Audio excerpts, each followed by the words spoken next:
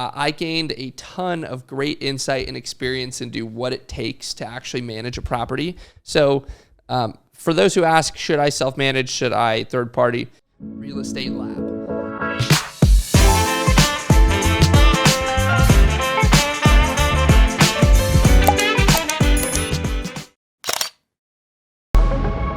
All right, guys, so now you've bought a property or you're about to buy a property and you need to decide, am I going to manage it myself or am I going to hire someone to manage it? I've done both. I started out self-managing. My first 3 properties is about 120 units, and I self-managed. I lived on site on one of them. I gained a ton of great insight and experience into what it takes to actually manage a property. So for those who ask, should I self-manage, should I third-party?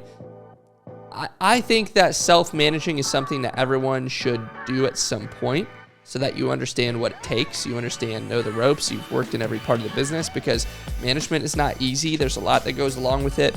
The intricacies of even just collecting rent and entering bills into the software or however it's done, right? Like there's just a lot that goes into it. And so for you to understand how it works, I think is important. Do I think that you should long-term self-manage? I think that's up to you and how you want to build your company. I personally prefer to third-party manage. I buy in areas where I have a good management company, and that's kind of where I tend to stick.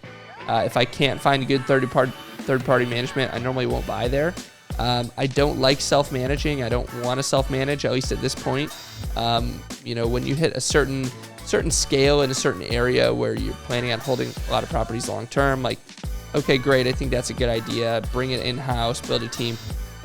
Property management is not a profitable business. It never has been, and it never will be. It's just not a profitable business. Most third-party management companies really will make money once they hit several thousand units under management, and a lot of times they make money through the ancillary revenue sources or other businesses, whether they own the painting companies or the contractors or the pest control. Like they make money through a lot of ancillary ways, and the owners of the management company probably take high salaries, but these are not businesses that are making a couple million a year in extra profit unless you're a massive company. So people that normally self-manage, they do it for control, to have control over their own assets and the team, and then also control over the properties. And they do it because there's no other good options in the area for third-party management. So those are, I'd say, the 2 most common reasons. Like, hey, we can't find any good third-party management. We're going to have to manage this on our own. Or they want more control, right? There's nobody that's good. There's no good management companies. But if you have good management companies, I suggest doing that because it allows you to grow, focus more on the financial side of the business, doing deals, finding deals, and then you have a third-party team that you can babysit and watch over and asset manage, which we'll go over a little bit more later on. But I suggest third-party management. But if you're at first just starting out, you have a 12-unit, 20-unit, 30-unit, like try to self-manage it if you have the time, if you're full-time, and you'll learn a lot. I think it's going to be valuable, and the property should do well, right? Because nobody's going to care about it more than you. No third-party management company will ever put as much attention into your property as you will. So that, I don't know, those are my arguments for third-party versus self-management. When it comes to finding a good third-party management company, referrals are always the best. I say referrals are great. You can Google management companies, interview them, tour their sites, see how they operate.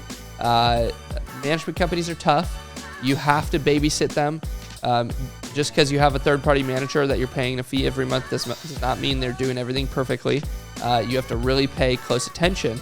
However, you don't have to deal with the day-to-day BS of rent collections, accounting, bookkeeping, leasing, all that stuff. They're going to handle all that. However, you need to watch all the numbers, watch the leasing, make sure they're leasing for the right rates, the right leases are put into place, the right types of tenants are being leased to, the property is being maintained. You need to make sure all these things are happening, right? How are work orders going? Are they backlogged on maintenance requests? Why? Are the on-site staff good? Because they're the ones that are going to be hiring the on-site maintenance and on-site managers and leasing agents. So what it comes down to, in my opinion, when you're hiring a third-party management company is not the company itself, it's the people, right? You can have a management company that is fantastic in one city but the next city over, they have a different regional manager, a different on-site staff, and they suck. And so it really comes down to the people. So not only choose a management company that has good systems, that is established, has been around for a while, and knows what they're doing, but really get to know and talk to the regional and the property managers. The regional manager matters hugely because that is the person that's going to be doing your hiring. They're going to be touring the site, making sure that the property is being looked after and maintained well. So you don't want to hire a property management company where the regional manager lives 3 hours away, because let's be honest, how often are they actually going to be on site? A good regional should be on site at least once a week, if not more. Really should be more than once a week. So if your regional is not checking out the site on site once a week, at the very least, they're not doing their job, and you need to fire them or hire a new regional, or ask for a new regional manager within this company. If not, you need to just find a new property management company. So those are just some tips, some thoughts. Property management it's not a simple business. It takes a lot of focused effort and tracking. And again, babysitting. Your job as the sponsor, the asset manager, is to babysit the property management company. But those are just some thoughts, right? You can go and get an Appfolio. If we're talking softwares for management, Appfolio is my favorite. Always has been my favorite. It's my number one by far. I don't like Yardi or Resman or these other ones. Like Appfolio is definitely my preference for property management software. But you can go and get Appfolio and self-manage a property and lease it yourself and do all this. Good learning experience. I suggest, if you want to really scale, hire a third party. If at some point you're at the 1,000 or more unit range in a concentrated area, you could bring it in-house and charge and pay your self-management fees. You're going to have more control the staff, but your team is going to grow significantly. You're going to have a lot more employees to deal with, a lot more people. I like leaving that to the professionals, the property management companies, and I go third party.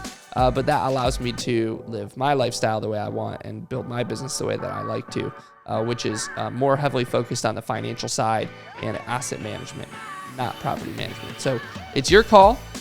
Those are some thoughts. Think it over. Decide what you'd like to do on your first deal.